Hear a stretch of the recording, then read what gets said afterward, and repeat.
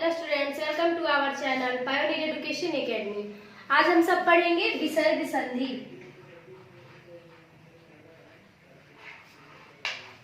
मैं आपको पिछली क्लास में बताई थी कि संधि के 3 भेद होते हैं। कौन कौन से? स्वर संधि, व्यंजन संधि और विसर्ग संधि। तो 2 संधि हमारा कंप्लीट हो गया। आज हम पढ़ेंगे विसर्ग संधि। आइए देखते हैं विसर्ग संधि के क्या नियम है, इसे कैसे बनाया जाता है। जब विसर्ग का मेल, किसी विसर्ग का मेल स्वर या व्यंजन के साथ किया जाता है, स्वर या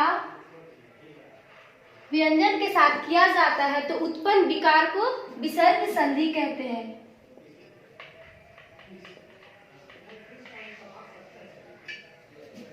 किसी विसर्ग, क्योंकि हम लोग पढ़ रहे हैं विसर्ग संधि, तो इसमें जो भी संधि विच्छेद होगा वो विसर्ग के मेल से ही होगा। किसी विसर्ग के बाद यदि स्वर या व्यंजन हो तो उनसे जो विकार उत्पन्न होंगे उसे हम विसर्ग संधि कहते हैं। आइए इसके नियम को देखते हैं। नियम क्या है? पहला नियम हमारा क्या कहता है?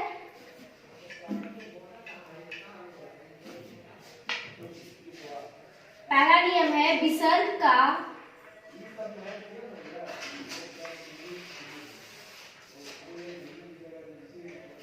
का ओ हो जाना।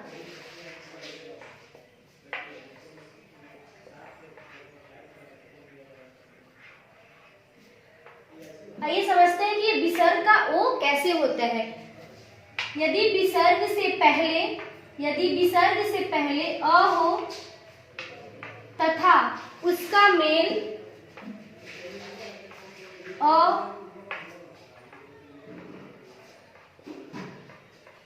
तीसरा वर्ग, चौथा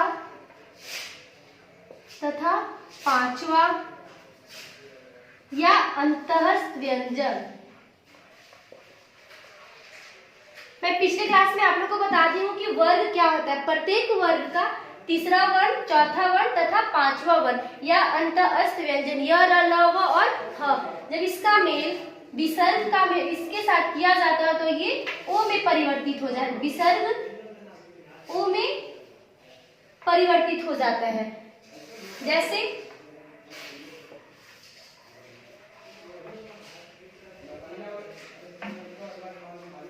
मन प्लस रथ। यहाँ पे ध्यान देंगे विसर्ग से पहले क्या है? अ आ रहा है। ये हमारा पहला रूल हो गया बनाने के, विसर्ग संधि बनाने के पहले रूल यहाँ पे ये तैयार होता है। क्या देना है? मन प्लस रथ। हम लोग देखेंगे कि विसर्ग से पहले रूल के अनुसार क्या बोल रहा है? अ होना चाहिए तथा इसका मेल र। र क्या है हमारा? अंतःस्थ व्यंजन। जब विसर्ग का मेल हम अंतःस्थ व्यंजन के साथ करते हैं तो ये किस विसर्ग जो है वो ओ में परिवर्तित हो जाता है और बाकी शब्द सेम रहेंगे। इधर क्या बचा? मन प्लस रथ। इससे जो हमारे संधि बनेंगे वो क्या बनेंगे? यहाँ पे ओ जो है वो न को पूरा कर देगा। जो संधि हमारा बनेगा वो बनेगा मनोरथ। ठीक है, दूसरा एग्जाम्पल देख लेते हैं। यश प्लस दा। दा क्या है? त का तीसरा रूप। तवर्ग का तीसरा वर्ण हमारा क्या आएगा? द आएगा। इसका मेल जब विसर्ग से करेंगे तो विसर्ग है वो ओ में परिवर्तित हो जाएगा और इधर के बाकी शब्द हमारे सेम रहेंगे। तो क्या बचा? जो हमारे संधि बनेंगे वो बनेगा यशोदा। ठीक है, एक और एग्जांपल देख लेते हैं। मन प्लस ज।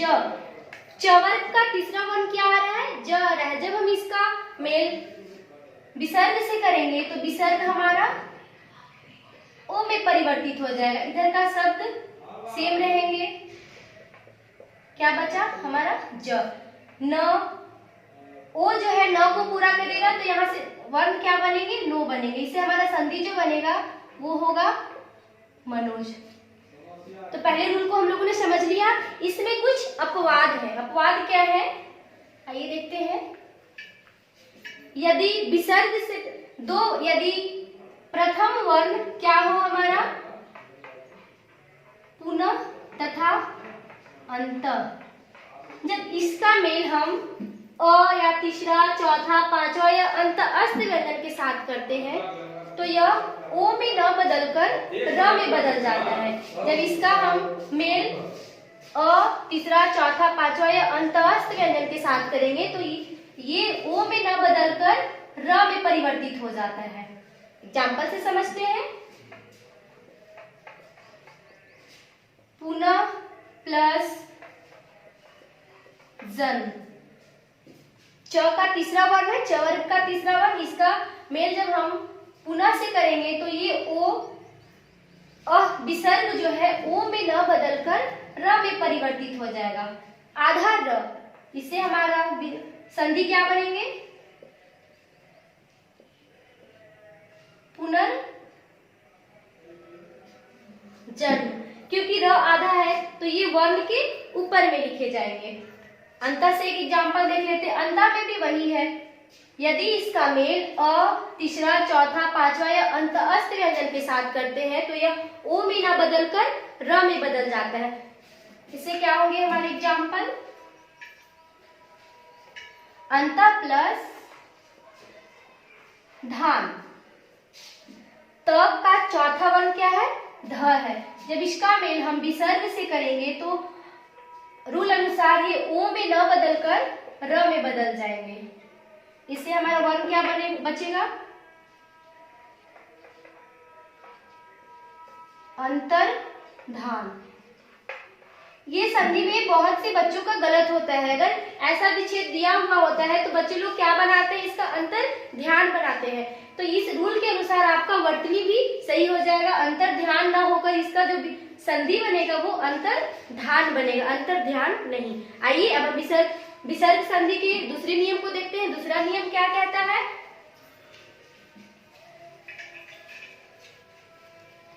विसर्ग का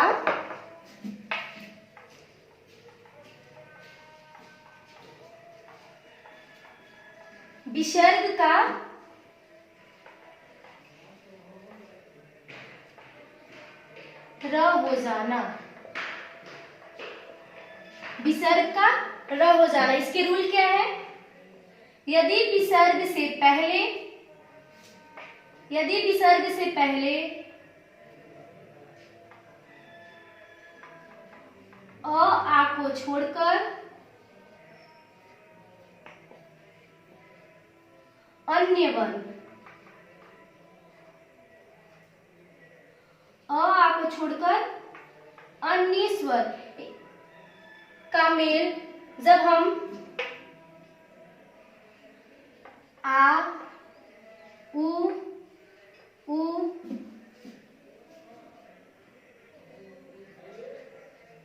तीसरा, चौथा, पांचवा तथा अंतस्थ व्यंजन। दूसरा नियम हमारा क्या कहता है कि यदि विसर्ग से पहले अ आ को छोड़कर अन्य वर्ण, यानी कि जो भी हमारे यहाँ पे विच्छेद बनेगा उससे प्रथम शब्द की अंतिम ध्वनि अ आ को छोड़कर अन्य स्वर होगा, उसका मेल जब आ, उ या तीसरा, चौथा, पांचवा या अंत अस्त व्यंजन के साथ करते हैं तो ये किसमें परिवर्तित हो जाता है, विसर्ग का र हो जाता है। इसमें जो भी प्रथम वर्ण शब्द रहेगा वो अ आ को छोड़कर अन्य स्वर से स्टार्ट होंगे। तो आइए इसके एग्जाम्पल से समझते हैं।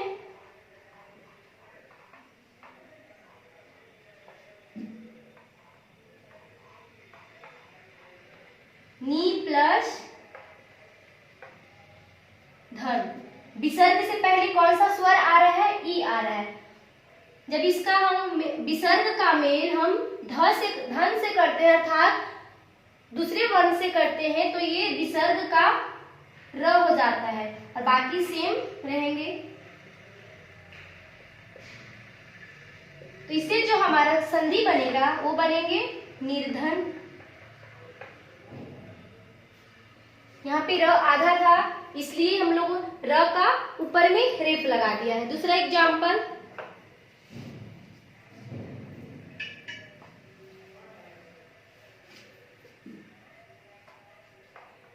नी प्लस आशा। रूल के अनुसार विसर्ग से पहले क्या आ रहा है, ई आ रहा है, तथा दूसरा शब्द हमारा क्या आ रहा है, आ रहा है। तो जब इसका मेल हम आ से करेंगे तो ये विसर्ग जो है वो र में परिवर्तित हो जाएगा और बाकी वर्ण हमारे सेम रहेंगे। आशा, आ र में आकर र को पूरा कर देगा, जिससे क्या हमारा वर्ण बनेगा रा। यहाँ पे जो संधि बनेंगे वो बनेंगे निराशा। ठीक है। यदि अ विसर्ग से पहले अ आ को छोड़कर अन्य स्वर तथा आ उ तीसरा चौथा पांचवा तथा अंत अस्थि व्यंजन के साथ जब विसर्ग का मेल होता है तो विसर्ग का र हो जाता है। एक और एग्जाम्पल से समझते हैं।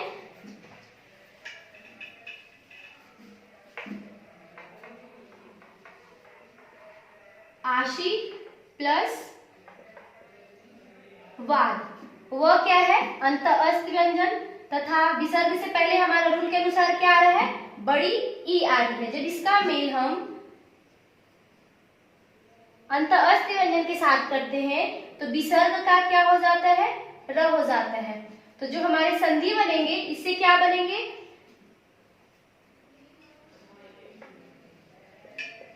आशीर्वाद।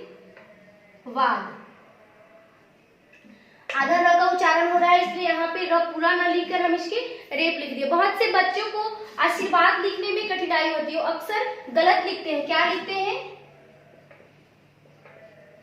स में रेप लगा देते हैं।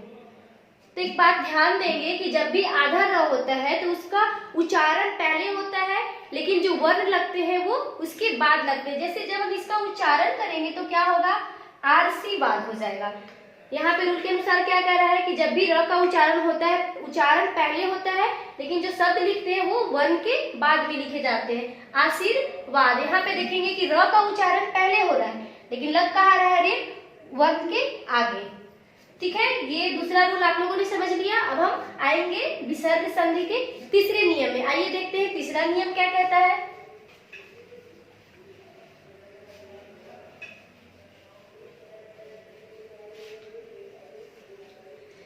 तीसरा नियम कहता है विसर्ग का स हो जाना।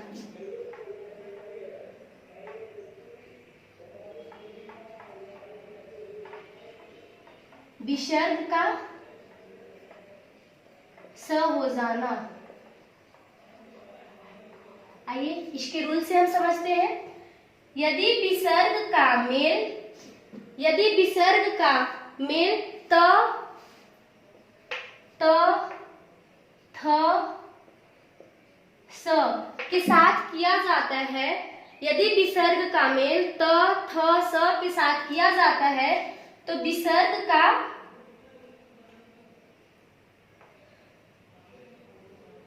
स हो जाता है। तीसरा नियम हमारा क्या कह रहा है, विसर्ग का स हो जाना।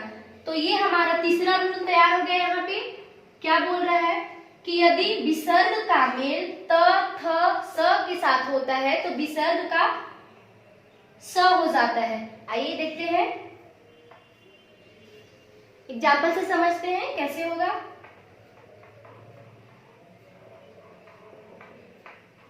जैसे नमः प्लस ते, विसर्ग का मेल किससे हो रहा है, त से हो रहा है।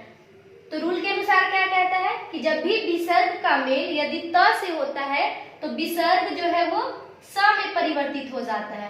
तो इससे हमारा जो संधि बनेगा और बाकी शब्द सेम रहेंगे। तो इससे जो हमारा संधि बनेगा वो क्या बनेगा, नमस्ते। आधा स हो जाता है, विसर्ग का क्या हो जाता है, आधा स हो जाता है। दूसरा देखेंगे, दु प्लस साहस। विसर्ग का मेल किससे हो रहा है? स से हो जा रहा है। तो रूल के अनुसार क्या बोला कि यदि विसर्ग का मेल स से हो तो वो विसर्ग आधा स में परिवर्तित हो जाता है। तो विसर्ग का यहाँ पे हो जाएगा आधा स। तो इससे जो हमारे संधि बनेंगे वो बनेंगे दुस्साहस। दुस्साहस विसर्ग का क्या हो गया है? आधा स हो गया है। दूसरा देख लेंगे।